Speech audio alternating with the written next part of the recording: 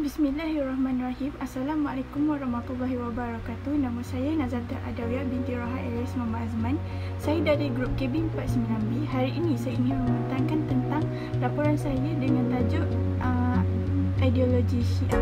Pengertian Syiah dari segi bahasa ialah pengikut, dan dari segi istilah pula mereka adalah golongan pengikut-pengikut Sayyidina Ali radhiyallahu anhu dan menganggap beliaulah pengganti Rasulullah SAW sebagai khalifah. Selain itu, Sayyidina Abu Bakar adalah dianggap sebagai perampas dan pengkhianat kepada wasiat Rasulullah SAW. Golongan Syiah terbahagi kepada tiga, iaitu Syiah Imamiyah, Syiah Al-Batiniyah dan Syiah Zaidiyah. Ketiga-tiga golongan ini adalah sangat berbeza, dan saya akan terangkan kepada anda perbezaan antara ketiga-tiga golongan ini. Yang pertama adalah mazhab Syiah Imamiyah. Mereka berpendapat bahawa hanya imam yang layak oleh Al-Bait, iaitu keluarga Rasulullah SAW, bagi pemimpin umat Islam. Mereka juga berbeza pendapat dengan ahli sunnah wal jamaah. Salah satunya adalah beriktikad bahawa jawatan imam adalah jawatan yang dianugerahkan oleh Allah SWT seperti kenabian. Imam-imam tersebut dianggap maksum tetapi tidak mendapat wahyu. Jawatan ini hanya layak dipegang oleh 12 imam daripada kalangan ahli bait pengikut urutan. Selain itu, mereka telah mengharuskan perkahwinan mut'ah, kahwin kontrak atau nikah sementara waktu. Contohnya, nikah mut'ah menyamai nikah biasanya dalam beberapa perkara seperti ada ijab kabul dan mahar. Nikah mut'ah juga berbeza daripada nikah biasa dalam beberapa perkara seperti tak perlu ada wali atau saksi. Nikah mut'ah pernah dibenarkan di zaman Rasulullah, tetapi menurut hadis Rasulullah telah mengharamkannya selepas perang Khaibah. Oleh itu, lebih baik nikah secara biasa atau nikah siri. Selain itu, mereka juga telah menolak kesemua hadis yang bukan diriwayatkan oleh ahli bait. Akhir sekali, mereka beramal dan taqiah apabila berhadapan dengan orang yang berbeza iktikad dengan mereka. Dan yang kedua ialah Syiah Al-Batiniyah, yang dinamakan berdasarkan pandangan mereka yang menganggap Al-Quran mempunyai makna zahir dan batin yang hanya difahami imam mereka. Syiah Batiniyah ini merupakan kumpulan Syiah yang paling radikal dan sesat.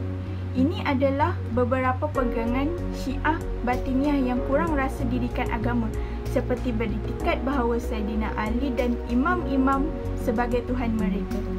Seterusnya, beriktikad bahawa imam mereka Muhammad bin Hanafiyah masih hidup. Akhir sekali, seperti yang terkandung di dalam Al-Quran, air yang memabukkan dan menghayalkan boleh dijatuh hukum haram, menghalalkan beberapa kemungkaran seperti meminum arak. Akhir sekali adalah Syiah Zaidiyah. Nama itu diambil sempena mana pengasas, iaitu Zaid bin Zainal, iaitu cicit kepada Ali bin Abi Taib. Syiah Zaidiyah ini juga berbeza dengan fahaman ahli sunnah wal jamaah, sama seperti Syiah Imamiyah. Syiah Zaidiyah mempunyai beberapa pegangan seperti mereka berpendapatan bahawa kedudukan pelaku pendosa besar adalah di antara keimanan dan kekufuran. Selain itu, mereka juga berpendapat bahawa perbuatan manusia dilakukan oleh manusia, bukan Allah SWT. Tambahan juga, Syiah Zaidiyah menolak pendapat Syiah lain seperti kemaksuman para imam kecuali Sayyidina Ali, Fatimah, Hasan dan Al-Husin. Mereka juga menolak kepercayaan taqiah yang diamalkan oleh Syiah Imamiyah. Kebanyakan orang Islam akan ada perselisihan faham sehinggakan mereka tidak sedar akan perbuatan mereka itu salah. Dan ini adalah beberapa faktor penyebaran Islam di Malaysia. Yang pertama, orang Islam sayang akan keluarga Nabi Muhammad SAW. Oleh sebab itu, mereka mudah menerima dakwah Syiah yang melampau dalam keagungan keluarga Rasulullah SAW. Selain itu, kesungguhan pendakwah Syiah kerana mereka berjaya menghasut dan memperdayakan umat Islam dalam mengedarkan risalah yang tidak benar. Pada zaman sekarang ini, pelbagai cara boleh dilakukan semata untuk kepentingan diri sendiri. Selain itu, ia terlalu berisiko tinggi untuk umat Islam yang berumur dan kurang pengetahuan tentang gadget. Oleh sebab itu, mereka akan sentiasa menerima semua syiah yang disebarkan di atas talian. Seterusnya, melalui ziarah rasmi dan tidak rasmi, contohnya rombongan-rombongan pemimpin Iran ke Malaysia ziarah dengan program ceramah keterangan tentang akidah dan ajaran syiah. Dengan perbuatan umat Islam yang akan lebih mudah tertarik kerana ia lebih mudah sekiranya menerangkan sesuatu secara bersemuka. Seterusnya, melalui pelajar yang belajar di negara luar. Contohnya, pelajar yang belajar di Iran dan mereka lebih mudah menarik perhatian pelajar yang kurang pengetahuan tentang ajaran syiah dan akidah. Syiah yang tidak benar boleh mendatangkan kesan kepada semua umat Islam. Terdapat beberapa kesan yang boleh dilihat. Contohnya, umat Islam akan menimbulkan pergaduhan antara satu sama lain kerana terdapat beberapa pendapat yang berlainan. Oleh itu, kerana penglibatan seseorang dalam ajaran sesat yang boleh dijadikan seseorang itu bersikap agresif dan kasar walaupun syiah ini sudah jelas tentang ajaran Islam. Seterusnya, umat Islam tidak akan berkembang kerana penyebaran palsu.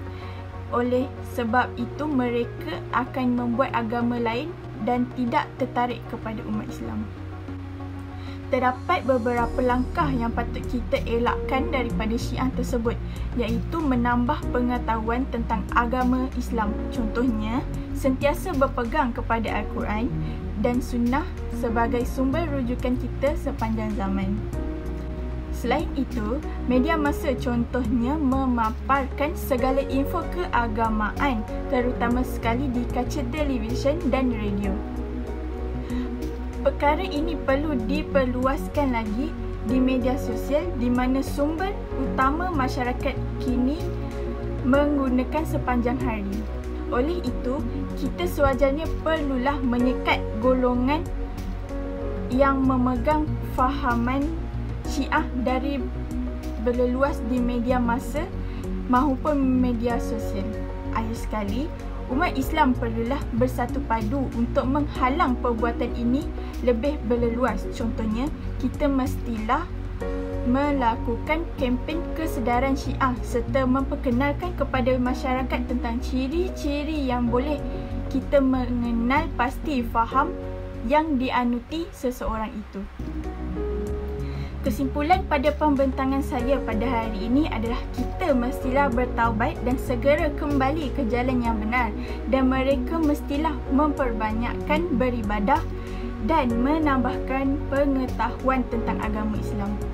Selain itu, kita mestilah berdoa supaya Allah sentiasa memberi petunjuk dan berada di jalan yang benar.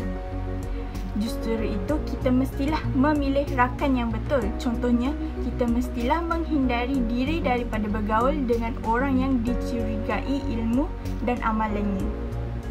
Seterusnya, kita mestilah mencari makluman daripada sumber yang sahih supaya tidak terpengaruh dengan ajaran sesat. Dan akhir sekali, kita mestilah segera bertaubat kepada Allah SWT atas keterlanjuran mengikut dan beramal dengan ajaran sesat. Baiklah, itu sahaja daripada saya. Sekian, terima kasih.